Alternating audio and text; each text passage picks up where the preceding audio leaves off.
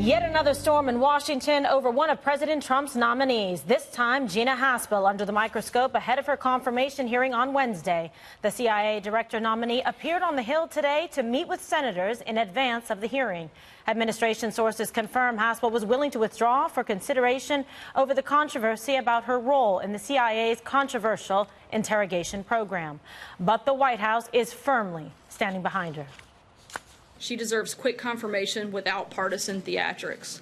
The bottom line, Acting Director Haspel has an unparalleled understanding of the CIA and is the right person to lead it during these dangerous times. She wants to do everything she can to make sure the integrity of the CIA remains intact, isn't unnecessarily attacked, and if she felt that her nomination would have been a problem for that and for the agency, then she wanted to do everything she could to protect the agency. At the same time, she wants to do everything she can to protect the safety and security of Americans, which is why she is 100% committed to going through this confirmation process.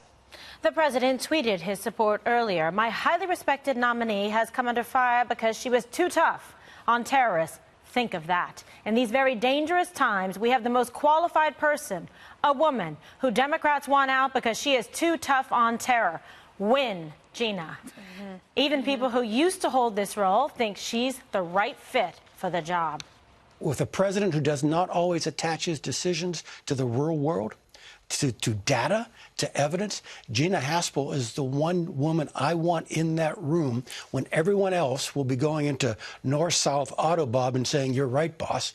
Gina Haspel won't.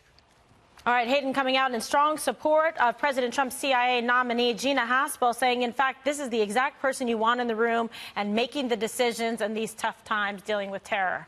Yeah, I would call that a backhanded compliment. I mean, it was like, we need to have her because the president's crazy, is basically what he just said. But I always wonder, what do the Democrats want in a position like this? Do they want, they never want an adult. Who do they want? Do they want Dr. Phil? Apparently, they don't think a woman can do the job. They can do that to Republicans. Republicans can do that back. But this is, and we always know this is the case, this is the byproduct of team sport politics. The other team cannot make it easy for your nominations to get through. It has nothing to do with qualifications, expertise, or talent. They just got to do it because you're not on the same team. But the other thing, and the long-term consequences of stuff like this, you will be punished in the future for the brave choices you make in the past. So how will that influence present-day patriots when they have to deal with really, really tough choices in terms of people being threatened, or there could be an impending attack, and you have to decide, well, am I going to sacrifice my future and make a decision that could be looked upon later as illegal, or do I just not do that and just make the world less safe now? That's the thing that scares me. It's so true, Dan. So what are they expecting, the Democrats? We're going to make a choice that perhaps they think is okay because somebody who's put in charge of terrorism and making sure that we keep America safe, she's too tough on terrorists, on Al-Qaeda and all of the rest? I think that the president has his finger on the pulse of where the American public is on this from the standpoint of being tough on terror. We've proven that again and again. But also, remember, John Brennan, who was a superior to Gina Haspel, was confirmed to be CIA director, and he did not go through this kind of scrutiny. And so the fact that she is under President Trump does leave a lot of room for question in terms of the strategy politically. Just a moment to talk about her. After 9/11, she was one of the men and women that were asked to do really tough things. She wasn't the lawyer, okay? She was the intelligence operator, and the lawyers at the Justice Department deliberate over all of this, and they say, here's where the law is.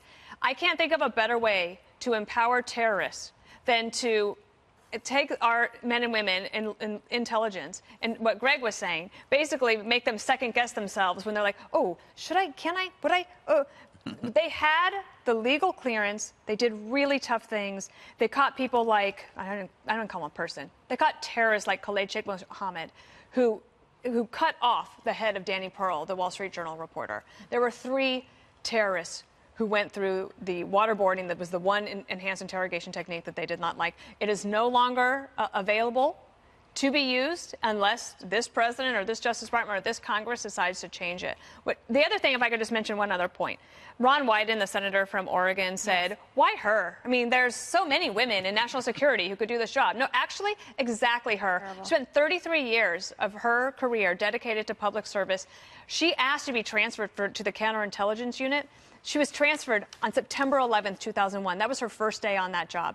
And I think that they deserve a lot more of our support than this condemnation decades later. I do think she will be confirmed and that the Democrats are choosing a really unfortunate reason to try to put her through the ringer. Just let her get through because she is going to be confirmed. Yeah, and it's such a good point that you make because she should be respected, chosen, and confirmed based on the majority of her body of work, 33 years, keeping America safe, protecting this country, working so much of it in an undercover operations and hellholes across the country. I'm sorry if I could just add one more thing, Brian. I know you're ready to go. But I don't usually like to say this, but what it means for women working in government, for her to stick to it, take the support of the president, go forward and be confirmed is so important. She spent 33 years there. It takes a long time for women in government to get to these positions, but government is where women can really make a difference in leadership. Her going forward, standing tall, she has nothing to be ashamed of, everything to be proud of. Absolutely. It means a lot for women behind you coming up through the ranks if you go through this confirmation. You're absolutely right, and she's got to stand strong and tough on this like she has for 33 years of a dedicated career, really asking for nothing back in return and not even no financial consideration there because they don't get paid much. They work very hard. They make sacrifices personally and for their family.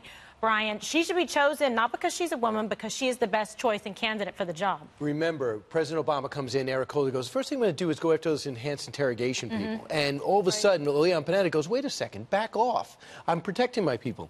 All of a sudden, people are saying, wait a second, you're going after me for doing something the Justice Department allowed me to do to stop the next attack. If you read Jose Rodriguez's book, you read what the CIA men and women did at the time, there's no doubt they stopped the next attack. Not only do I hope that she embraces her role in the black sites and in the enhanced interrogation, I think she should do it with pride. And I think she should invite people to have this dialogue. I did what I was supposed to do. I'm proud of what I did as an American. I followed the law. I'm very proud of it after 32 years to get to the point where I'm deputy, now acting. If you want to give me the job, go do it. If you don't like what I did, you should have stopped. Well, you should have not allowed us to do the program because it was signed off by everyone. So it comes down to votes. Rand Paul he was seeing he was an eye doctor at the time, so he's perfectly qualified to comment on this. So he doesn't want to vote for her.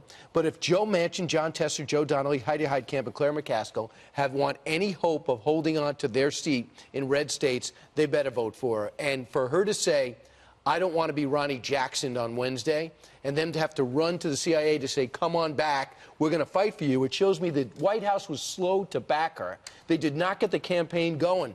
And if Pompeo couldn't get 60 votes, she's saying, why do I want to not only not get the job, but ruin my reputation at the same time? I am horrified and I'm embarrassed for lawmakers who will not run to her defense right now. No, you're right. I mean, she should be celebrated and say, what a strong, outstanding choice the president has made, and she's willing to continue to serve this country faithfully, despite the efforts by those to smear her and besmirch her reputation based on what she did, which was upholding the law. That's the law in the books at the time. She stopped the next attack, and Absolutely. she was part of the black sites enhanced interrogation, chief of staff for Jose Rodriguez. Yeah, women and young girls growing up should look up to someone like this to say, I can be and achieve and be anything I want in life. Look at the strength of those who have come before me. And if I could add one more thing, all the acting directors back her. That's correct. Yeah. Brennan backs her, Clapper backs her, National Intelligence. But Panetta, Hayden, Morrell, who was acting for a while, McLaughlin, Porter Goss, and Bob Kerrey, a Democratic senator backer. All right, well, let's see if Senator Rand Paul and McCaskill will come forward because he's got a tough race ahead of him. I think I should get you guys pom-poms,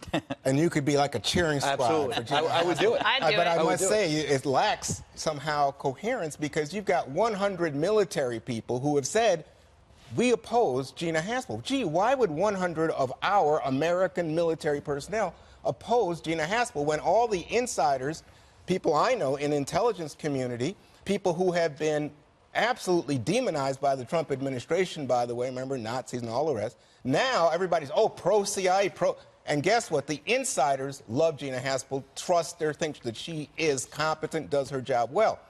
But when you come down to this issue, it's not about having everybody on the inside say, yeah, we like our fellow insider.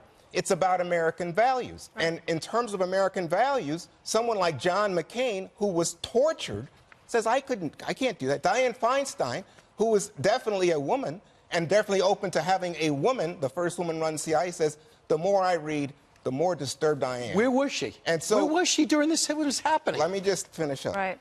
So what you have here is a situation where Mark Short and Sarah Huckabee Sanders had to go over to CIA because, guess what? The impression is that in a 51-49 Republican to Democrat Senate, right now there are not the votes to approve Gina Haspel. Okay, well, and you don't have Rand Paul, you don't have McCain. Doesn't mean you won't have them. Doesn't mean you won't have them. Stand by, wait and see. Rick Grinnell didn't have those votes either. I tell you what, and how long did it take him? So I think Gina Haspel doesn't want to go through that.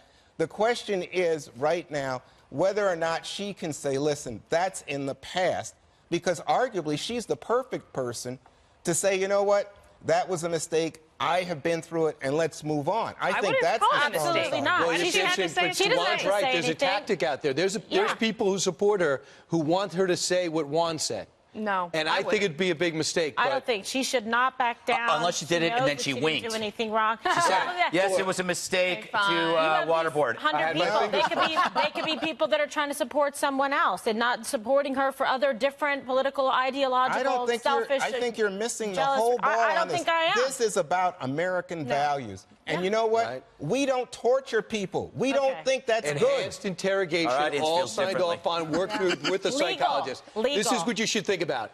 Is it one of your friends that had a choice to jump out of a 67th floor building or burn alive? If you want to stop the next attack from happening, that's what she had to deal with, and she was one of the people that made it work. She should get a medal and the position. Absolutely. While we were able to sleep peacefully at night, she was the one that wasn't being faint of heart. It was making decisions and participating for 33 long years, helping keep us all safe. And for that, she should be commended. Obviously, she should not be smeared. Obviously, 9/11 happened. So I don't know about us all being safe, but here's the thing. It's not only the fact that she was in Thailand when one person was being tortured. It's also the destruction of the tapes. And I think that's what Senator Feinstein is saying.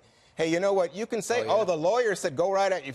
But if you're a functionary, if that's all you are, you're not a leader. But then, then there's no proof so that she Eric Holder, the Attorney General, comes in. Obama asks him, please, can you do this review? Does a review, declined to prosecute. Correct. At what point does the legal system or the Justice Department or who gets the final word? The final word was we are not going to punish people from the prior administration. Okay, and that was a decision by the Obama people. So then does she not fall into that category? Not in this instance. This is giving her the top job at CIA that reflects our values. Because she's going to what? She's going to go torture people? We don't know. You raised the question. Go quote for the question. There was no three people that got waterboarded. By the way, no proof that she participated in the enhanced interrogation of any high-value detainee at all whatsoever. No proof of that. But Kimberly, I think she was there. She was doing it. She's running the stage.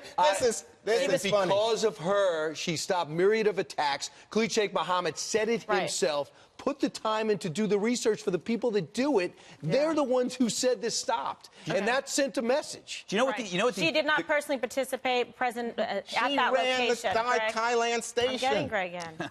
No, my point is the escape hatch in this argument is always it does not reflect our values. That is an emotional feeling. It's not based on any facts. Moral sense. The facts are our values survive because of our willingness to try and prevent the evil actions of people who want to destroy the world. That reflects our values. To say, oh, this is beneath us. Please, we fought wars. We did bad things in wars to preserve our freedoms. Our values are the willingness to protect this country. Yeah, we have a large military, and we do it, but we don't torture people. Okay, It's enhanced interrogation. It's called torture. I'm sure if your family was in danger, you would feel differently. Guys, you got to follow the law on this. This is legal. This was vetted. This was something that was approved, that was on the books. She did not commit any crime. She did not engage in any kind of misconduct whatsoever. She followed the law.